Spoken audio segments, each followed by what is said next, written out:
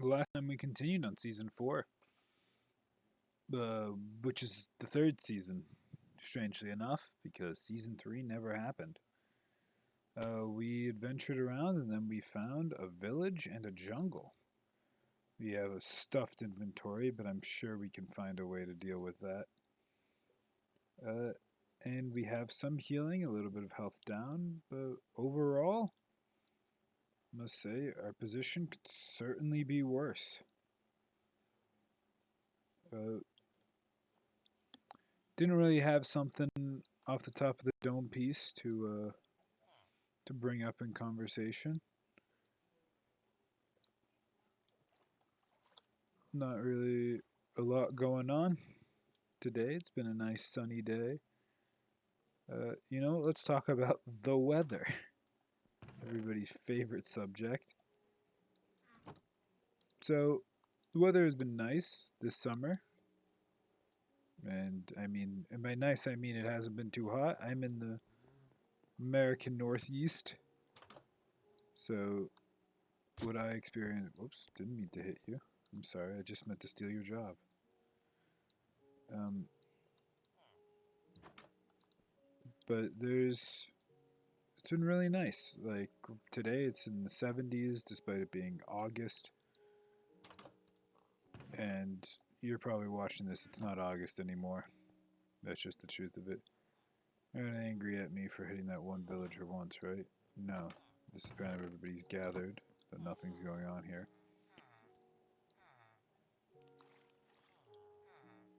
But yeah, I haven't gotten to go out and do much with pals. Got a little bit more of that before school begins again. But we had some good days out there. Played some sports ball. I'm a soccer fan myself, but we don't got enough people to really have a competitive game of soccer, so we've been playing basketball 1-on-1, or we very recently did a 2-on-2. That was fun. Um, we rotated the teams around. Me and my friend slammed knees into each other, both of our kneecaps slamming into right near the other ones. Still got a sizable bruise from that one. But it's fine because we had fun. At the end of the day, that's what matters. My inventory's also a mess. I don't know what I'm going to do with this. Probably tossing out the bones because I'm not near any biomes that spawn wolves. Because I need to get to the nether still. I've been to the nether a couple times, but they've been terrible nethers.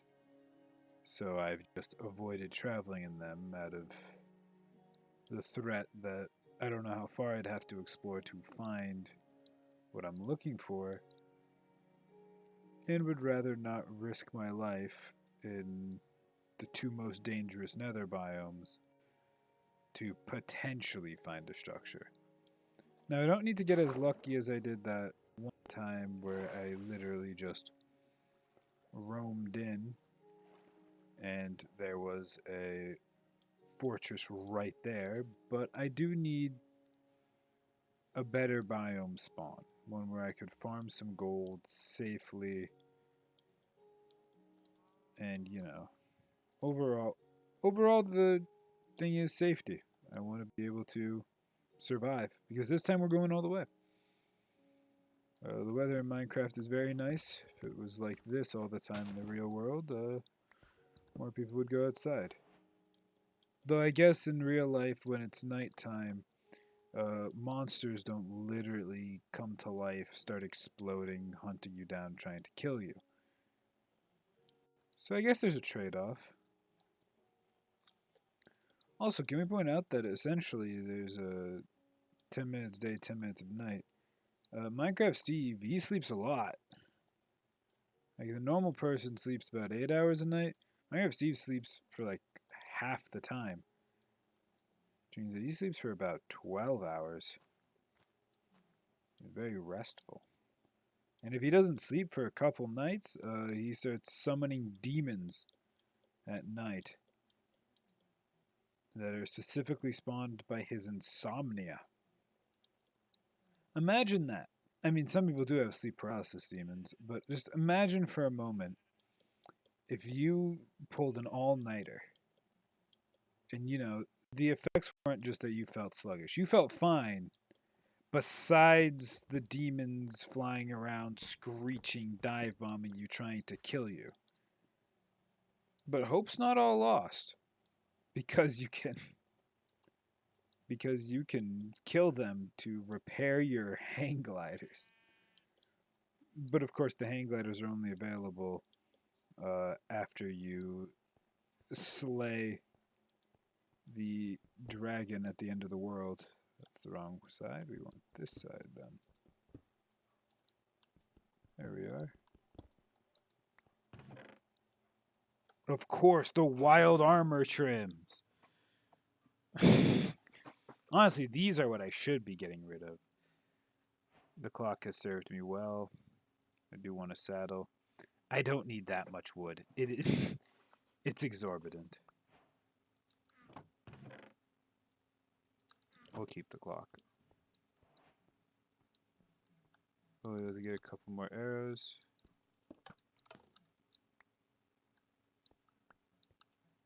That even felt a little dangerous.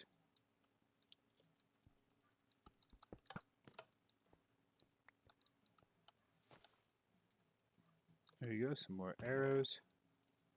Some more wild armor trim. Nothing that good in here. Unfortunate. Jungle temples can spawn pretty good loot. So it's unfortunate, and it is becoming nighttime. That village was pretty lackluster. We got all that we wanted for the jungle, which was the melons. We really don't need that much to do with the jungle. Finding the jungle temple was just happenstance, and it didn't give us anything except for this wild armor trim. I mean, I think the ideas of these trims is pretty cool. I never got to see what the snout trim did. I imagine it just gave like a little pig nose, but it was found in the bastion, and I would have loved to get to see what it is. We're going to continue just hunting for the nether, though. I'm pretty sure I just did a circle because that's the same village. Yeah, there's the trees on the side. Object permanence tells me it's just the trees from a different direction. Speaking of trees, there's a lot of different tree diversity in Minecraft, but whenever I hear the names of trees, I am forced to think of Pokemon professors because, I'm not sure if you knew this, Pokemon professors are named after trees. I mean, we got oak, birch. Those guys are pretty easy ones, but rowan, that's a type of tree. Juniper, kukui. Dark oak is a little... They took a risk with that one. But it's kind of interesting that they just chose trees as the motif. I guess at the beginning they just named him Professor Oak. It didn't really mean anything, and then he had some puns that he would say. And so I guess that, at the time it was just tree puns. But I mean, once you name something, you can just follow a motif. Naming things isn't generally too difficult. Once you... I mean, okay.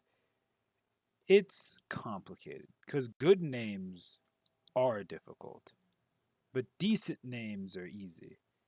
So if you're ever hosting like a RPG or anything, which we discussed last time, sometimes the difficulty can be, man, what do I name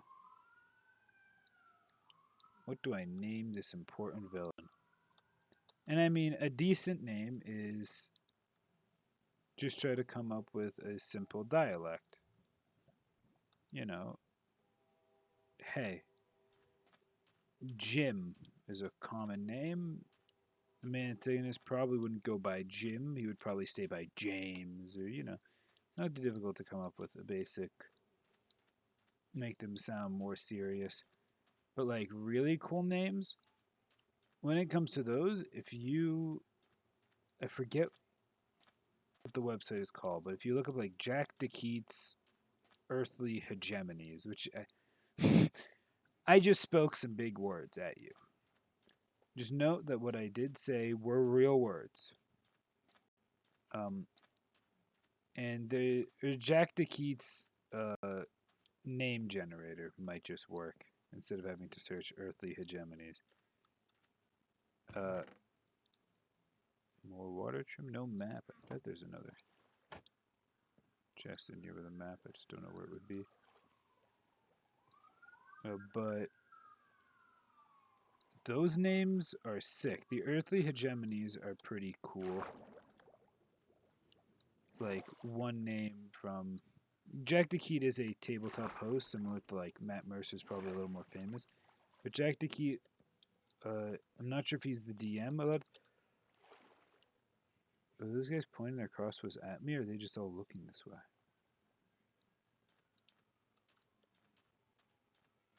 They're all looking at me, and they're all holding crossbows. Let me go. But he, I think, was the DM for some of it, if not all of it. And it's Friends at the Table. That's the name of their group. But he also has some great music for those games. And I mean, like any other tabletop that's recorded, they have a lot of fun with it. You know, it's always good to see.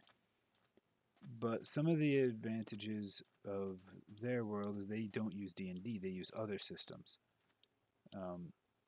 And that can make it more unique to see because they have campaigns that are long, like D&D campaigns, and some of them are much shorter.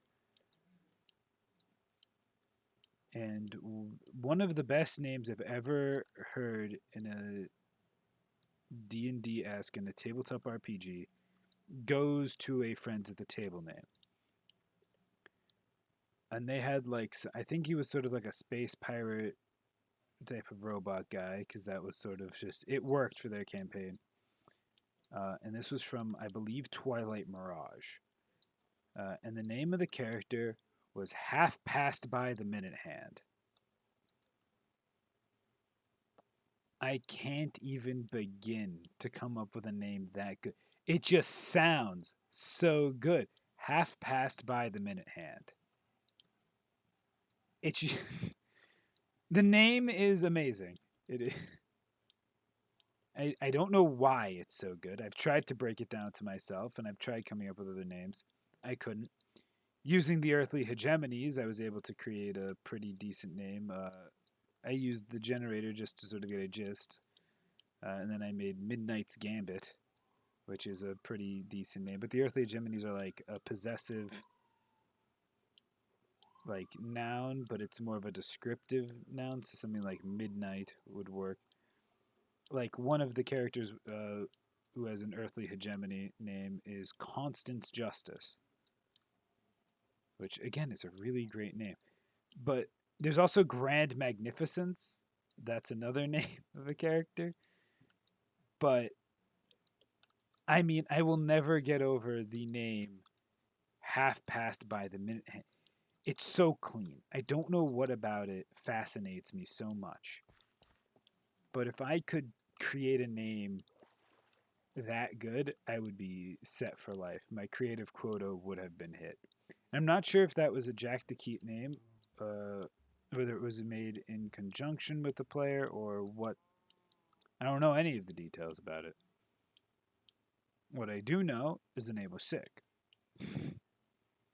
Because I have ears and a mind. And so, you know, names, an amazing name, like Half Passed by the Minute Hand, that's difficult. The earthly hegemonies, it might take you some time. But like a decent name, just like, you know, do a little bit of wordplay. Like don't make them a pun name.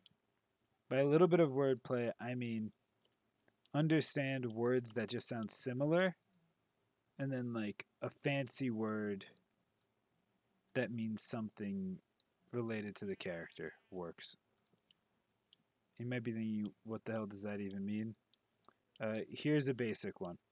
A very common devil name because it's just one of the devils in a lot of devilish lore of sort of being like a duke or king of hell is Asmodeus. And in D&D, Asmodeus is a creature that exists. He is real. He rules one of the 9 hells or blah blah yada yada.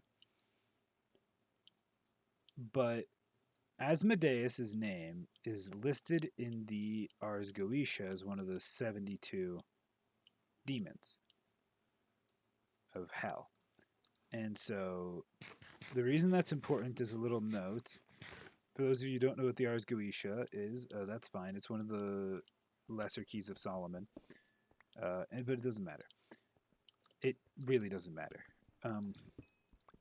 But if you look up the 72 names in the Ars Goetia, spelled like this, if you in the chat, so it's in the bottom left corner, it might be a little small.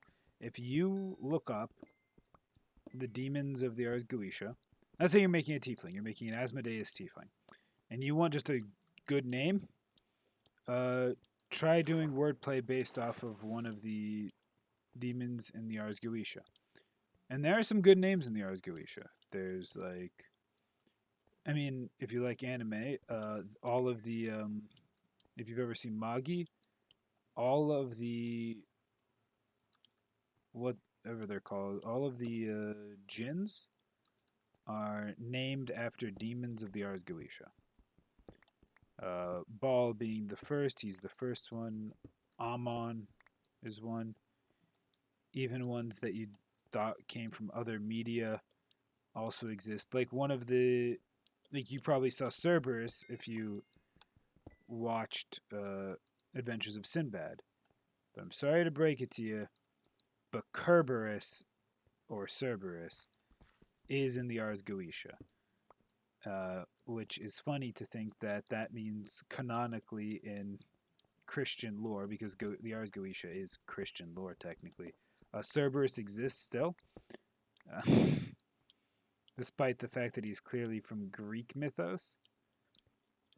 But you have a lot. You'll also find demons of the Ars Goetia in the Persona franchise, or in any of the Shin Megami Tensei games, including Persona, which is probably the most popular, which is why I named it.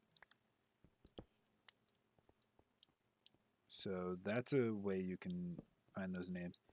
But they are good, classic demon names. So let's say you've got a female demon. You can use Magi's names, versions of the name, because there are slight versions of them. Vinaya. It's a great name. What else is there? We got a few. I mean, Ammon works if you're just making a demon character. I made a demon character and named him Ammon.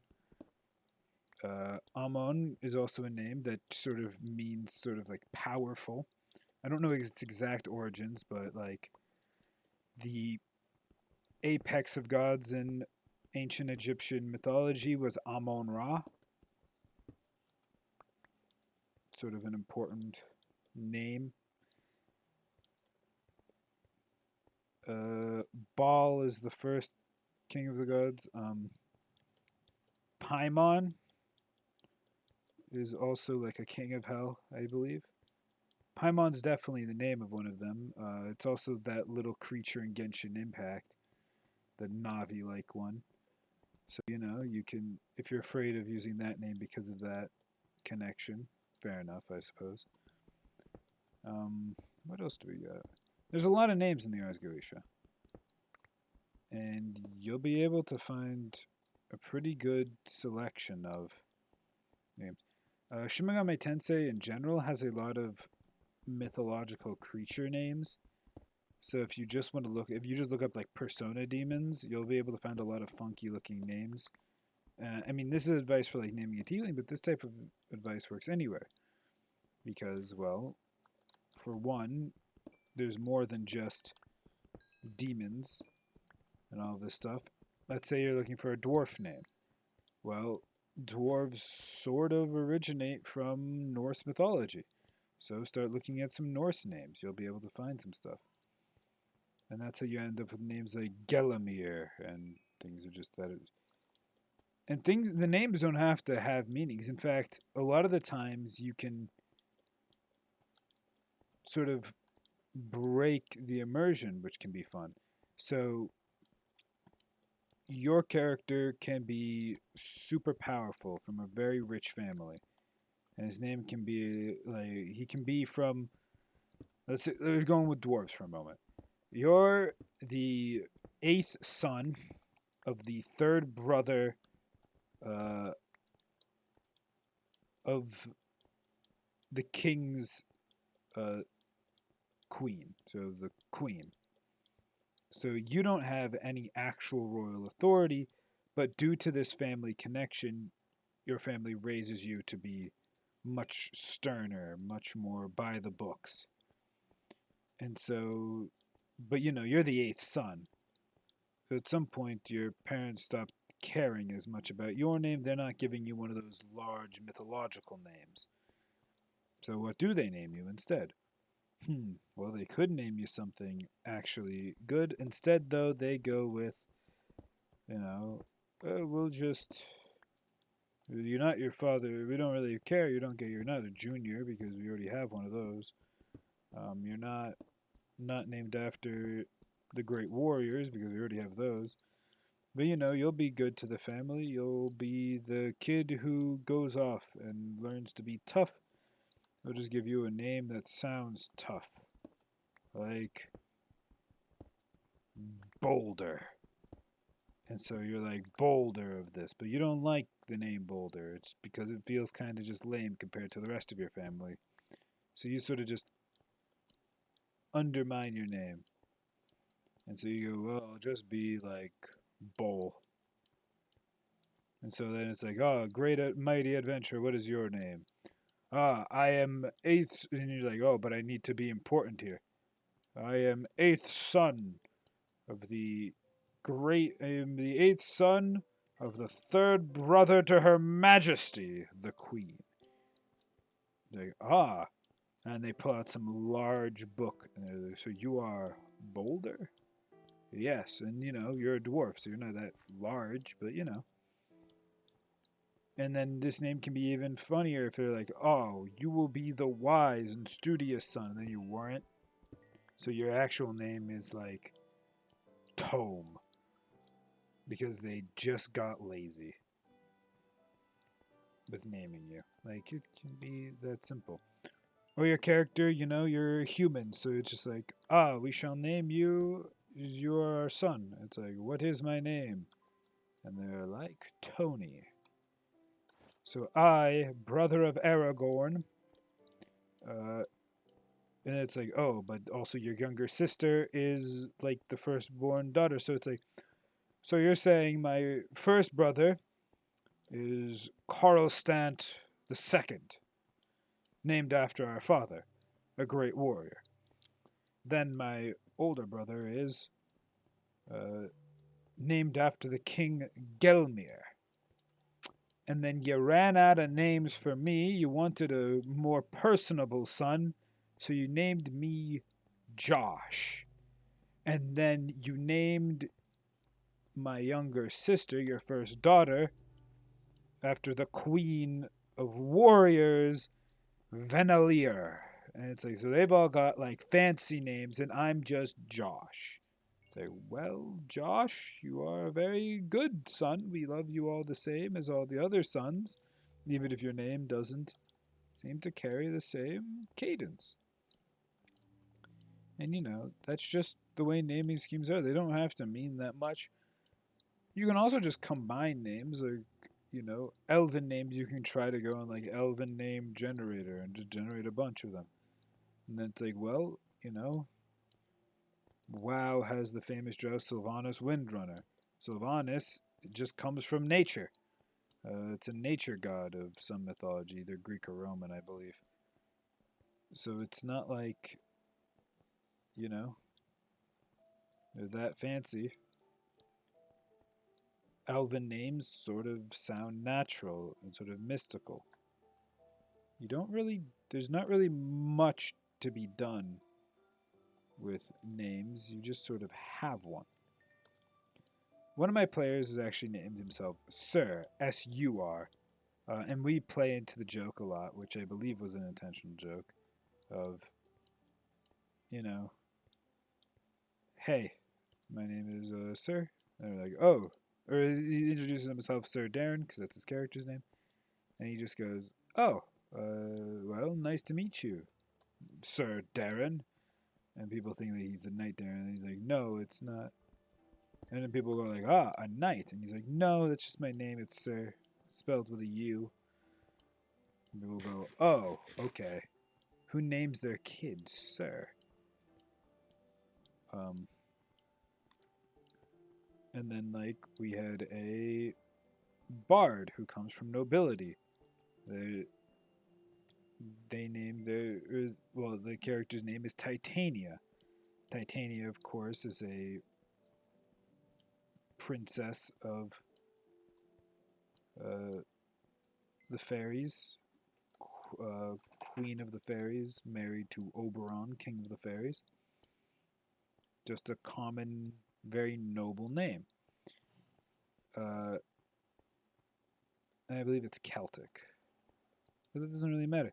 And so when creating the backstory, I was given a few names, but I was never given the father's name. But I was told that like wanted the parents to be important, so I created some rules. And I said, "Hey, is this good by you?" And they said, "Yeah, it's actually really good." And then it became time to name. They had named the mother, but they hadn't named the father. And so, basing off of what I'd been told, I went, "All right, we're looking for a pretty arrogant and powerful. We're looking for somebody who's arrogant and powerful." So what names kind of fit. And I was playing around with like Titania, and I looked it up, and there's apparently a moon called Titania. And then that reminded me there's a moon called Titan. And Titan's a perfect name. It's a name from Greek mythology, it's not Celtic at all. So the connection's broken in terms of mythological connection. But Titan means like great amounts of power and strength. You know, Titanus. Titanic means unsinkable. Or it can also mean like insurmountable. Uh, and so Titan means like this great force, and it is. I sort of stole like that part from. Well, I'm gonna call. We'll probably end the episode here. I stole it from D&D. That's gonna be it for this episode because I'm probably gonna have to leave for a while.